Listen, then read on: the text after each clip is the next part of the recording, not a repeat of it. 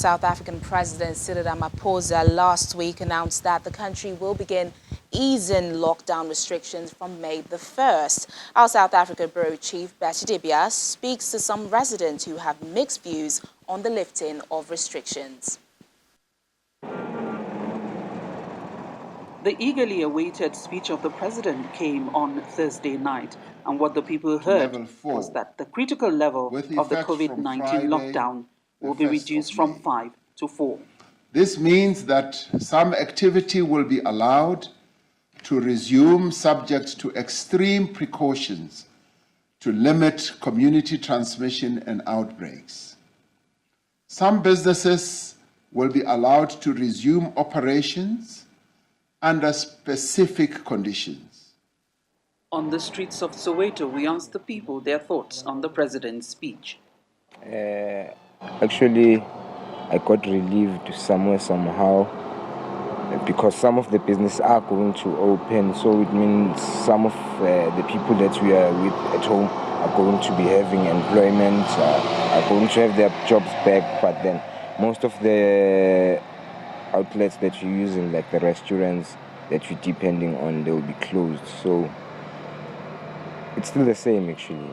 So now I'm wondering, for those who have left their provinces to another provinces, so what will happen to them if, like, their companies, they want them to come back to work, but now they can't travel from one province to another? The other problem is that how can we stay indoors while we don't have electricity, because some of people don't have electricity. South Africa is 1 week away from beginning the WHO-coordinated Solidarity drug trial, and 14 facilities have been marked as treatment centers.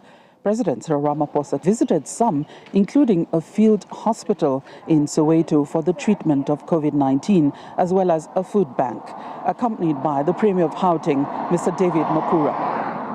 President CYRIL Ramaphosa commended the Gauteng Premier and his team for what he has seen on ground, and also addressed those who laughed at his mask malfunction. Well, for those who were laughing at me yesterday, those who were laughing at me, now let me tell you something. I'm going to open a TV channel where I'm going to teach people how to put on a mask. So you can enroll how a mask is put on. But I just want to say thank you so much to the Premier and the MEC for taking me around to all the 3 areas of the work that they are doing in the province.